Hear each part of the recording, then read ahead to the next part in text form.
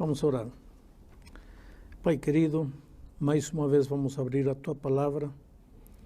Queremos ter a certeza que Teu Espírito estará guiando o nosso entendimento. Em nome de Jesus. Amém. Amém. A salvação é como se Deus depositasse para você 10 milhões de dólares no banco. É teu, mas de nada adianta se você não for no banco e pegar o dinheiro para você. Eu diria, a salvação é como um cheque que Deus te dá. Aí está, é um cheque, mas é papel, não vale de nada. A não ser que você vá no banco e desconte o cheque. Aí é dinheiro vivo, aí vale. A salvação é igual. Cristo já fez tudo para te salvar, o cheque está nas tuas mãos, você está salvo. Mas para você apoderar-se da salvação, você precisa fazer algumas coisas. Reconhecer que você é um pecador, arrepender-se dos pecados e suplicar a graça perdoadora de Cristo. Teologicamente chamamos a esses passos arrependimento, confissão e perdão. Eu vou ler alguns textos que mostram a necessidade de arrepender-se, de confessar e de aceitar o perdão divino. Por exemplo, aqui em Atos, capítulo 2, versículo 38, Pedro estava pregando para os israelitas que tinham matado o Senhor Jesus. E quando eles se confrontam com o seu pecado, eles percebem o tremendo pecado que tinham feito. O texto diz, a partir do versículo 37, Atos 2, 37, ouvindo eles estas coisas, compungiu-se-lhes o coração. E perguntaram a Pedro e aos demais apóstolos, que faremos, irmãos? Respondeu-lhes Pedro, arrependei-vos e cada um de vós seja batizado em nome do Senhor Jesus Cristo. Arrependei-vos, arrependimento. O que é arrependimento? Arrependimento é sentir dor pelo pecado que se cometeu. Para sentir dor pelo pecado, você tem que entender que aquilo que você estava fazendo era um ato pecaminoso. Agora, quando você compreende que o que você estava fazendo está errado diante de Deus, então você sente dor no coração. Dor por quê? Dor por ter magoado o coração de Jesus, porque o pecado é a maior agressão contra Cristo. Você sente dor por ter magoado o coração de Jesus e, ao mesmo tempo, sente vontade de abandonar o pecado, vontade de mudar de rumo, vontade de escolher o caminho certo. Tem muita gente que confunde arrependimento com remorso. Remorso é dor e até desespero, porque vão me descobrir pelas consequências do meu erro. Por exemplo, vamos dizer que uma pessoa casada está com outra pessoa e alguém conhecido o vê. Aí ele fica com medo imediatamente e vai contar para minha esposa. Aí ele vai para casa e chora e ora e clama a Deus e diz, Senhor, estou arrependido, por favor, que aquela mulher que me viu não conte para minha esposa, porque senão meu casamento vai acabar. Senhor, por favor, eu estou arrependido, nunca mais, mas por favor, provoca amnésia naquela mulher para que não lembre, ou então deixa ela muda para que não fale. Isso não é arrependimento, porque você não está triste por ter magoado o coração de Jesus, nem tem vontade de se afastar dessa situação. Você apenas está com medo, até com desespero, porque agora vêm as consequências do pecado. O arrependimento não é remorso. Quando você está verdadeiramente arrependido, então vem o seguinte passo, que é a confissão. Você confessa seus pecados. Provérbios capítulo 28, versículo 13 diz, o que encobre as suas transgressões jamais prosperará, mas os que as confessa e deixa alcançará misericórdia. Confessar o pecado e abandonar o pecado. Mas tem mais um texto aqui em 1 de São João, capítulo 1, versículo 9 diz: se confessarmos os nossos pecados, Jesus é fiel e justo para nos perdoar os pecados e nos purificar de toda maldade. Então, a graça de Cristo está a nosso dispor, a salvação é nossa, porque Cristo já pagou o preço, mas de nada vale se eu não me arrependo, se eu não reconheço que estou mal e se eu não confesso o meu pecado. No momento em que eu confesso o meu pecado, eu estou reconhecendo que magoei o coração de Jesus, que não quero mais essa vida, e nesse momento o Senhor me outorga o perdão. Pastor, uma pergunta. Eu vou tentar ir por partes, né, pela sequência dos acontecimentos que o senhor colocou aí para nós. O senhor mencionou que o pecado, ele causa, quando a gente sente dor, né, é porque a gente está verdadeiramente arrependido de um ato pecaminoso. Mas, pastor, digamos que eu cometi um pecado, eu sei que é errado o que eu fiz, eu gostaria de fazer diferente, mas eu ainda não estou sentindo dor. Você entende? Entendo. E o problema é o seguinte, veja, o arrependimento não é um produto humano.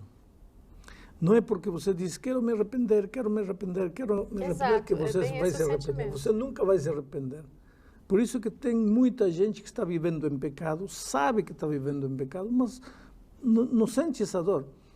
Essa dor é trabalho do Espírito Santo. Um dia chegou a mim um homem que disse assim, pastor, eu tenho 3 mulheres, minha esposa não sabe, sou membro de igreja, meus filhos não sabem, eu sei que estou errado, mas pastor, eu não sinto dor, eu acho que para mim já não tem salvação. O que devo fazer?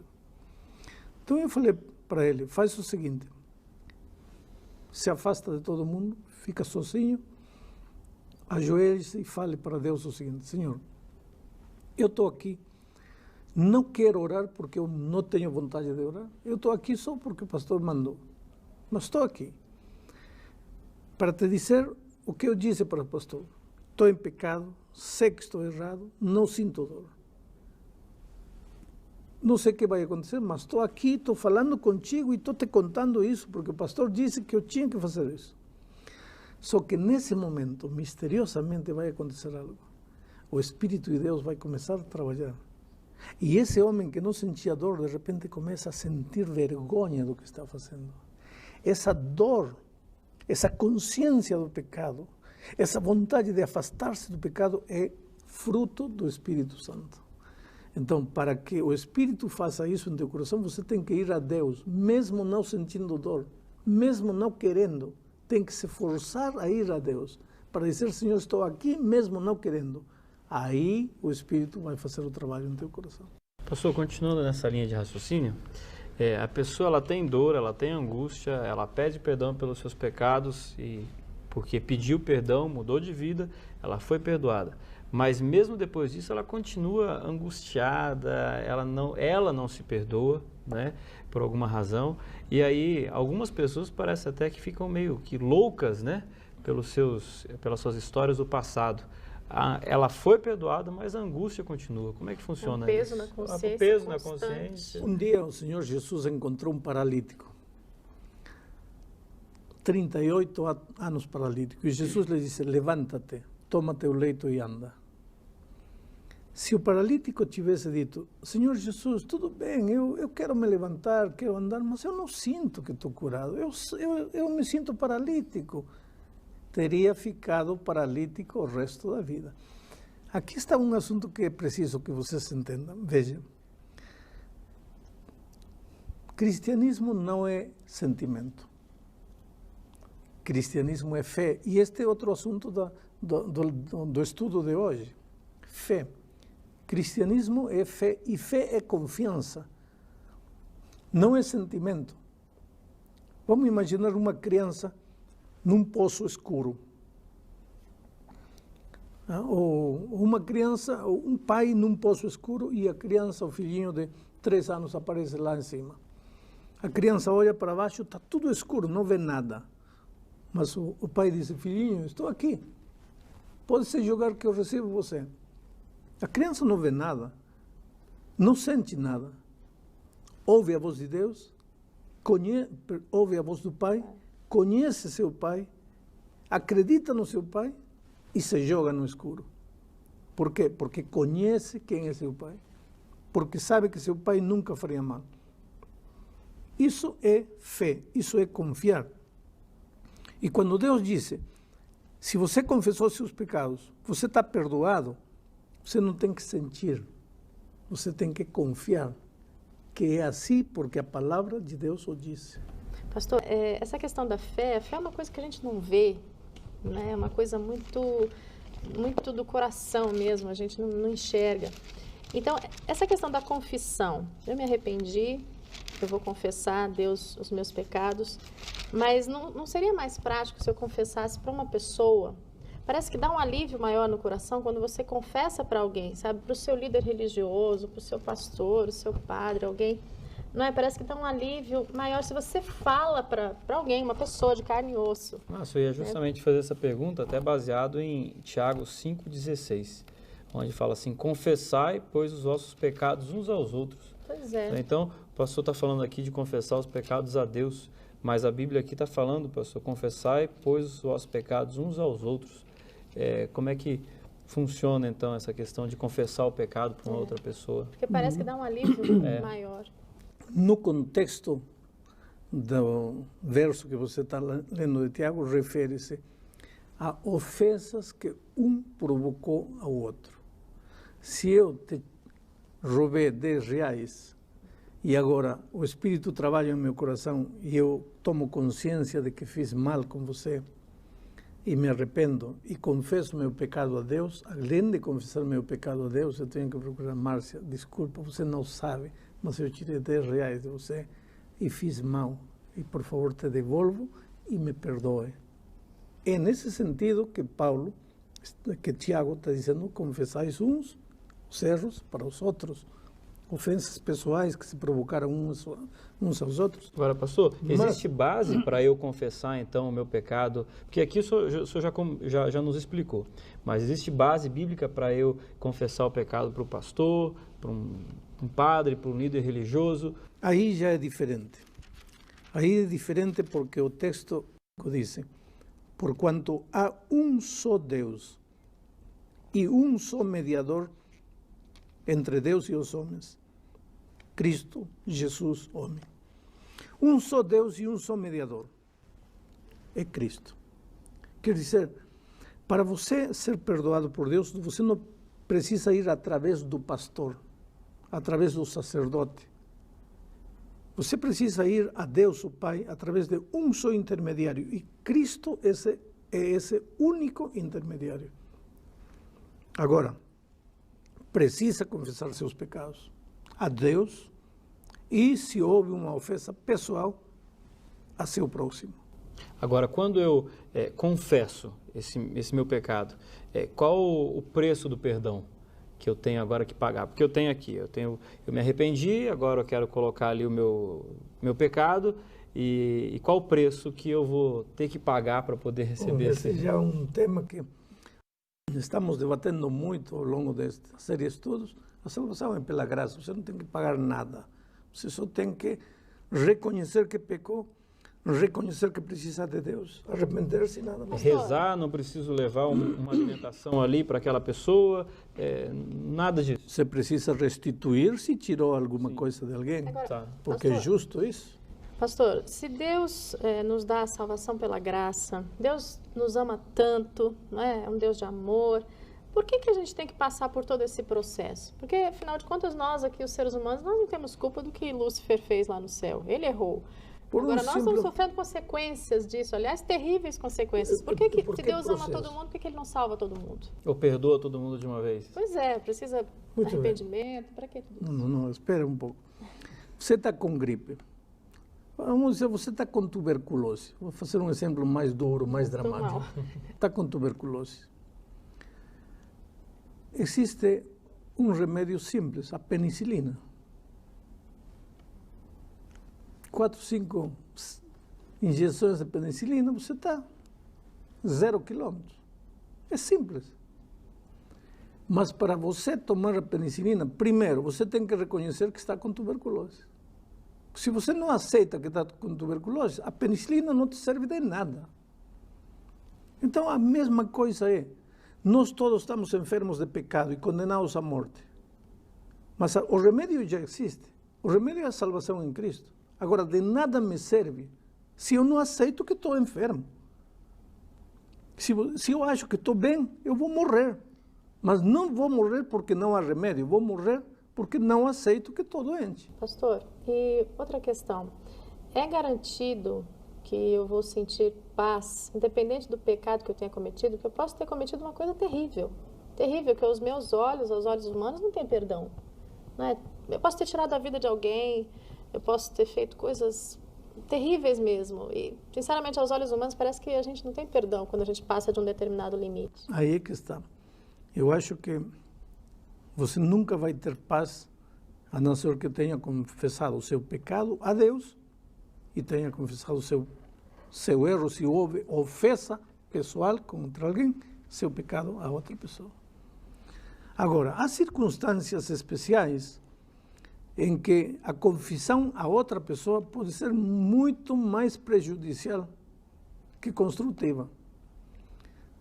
Uma ocasião veio a mim uma senhora e disse: pastor, meu filho de 18 anos, único filho, meu esposo ama meu filho, ele é a paixão da nossa vida, mas meu esposo não sabe que ele não é filho dele.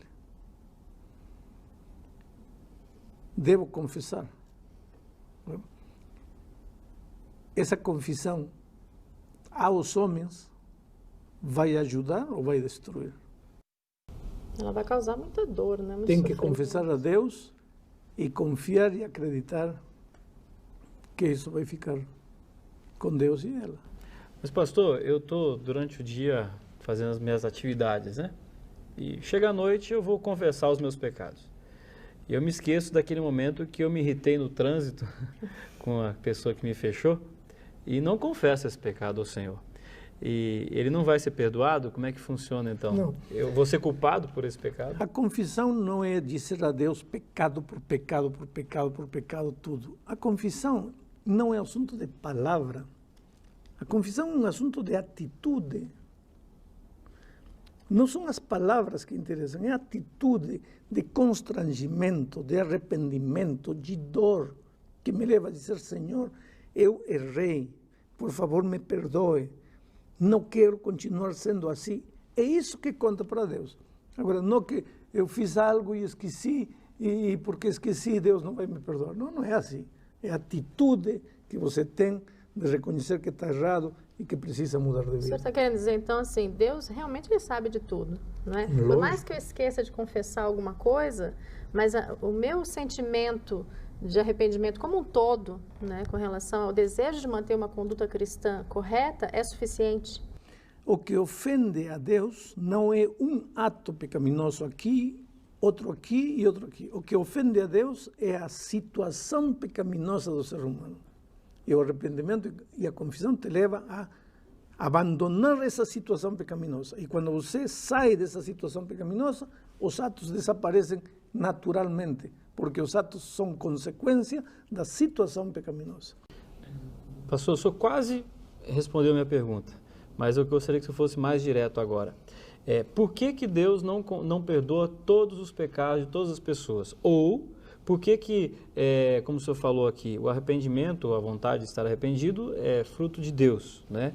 Agora, porque o perdão só vale para quem reconhece que necessita perdão. Se você não reconhece que necessita perdão, então o perdão de Cristo não te vale de nada. É que o exemplo do enfermo. Se você não reconhece que está enfermo, que remédio te serve? Agora, eu entendo. Só que para Deus nada é impossível. Será que o Espírito Santo não poderia chegar, entrar de uma forma tão profunda no coração da pessoa? Nada é possível. Deus pode te forçar a aceitar o perdão, mas Deus não quer serviço forçado de ninguém. Ou você quer ou você não quer. Se há uma coisa que Deus nunca vai fazer, Ele poderia fazer porque é Deus, mas Ele nunca vai fazer é obrigar-te a querer quando você não quer. Por isso, você precisa aceitar o perdão. Deus não pode forçar você a crer, muito menos a aceitar. É um assunto voluntário.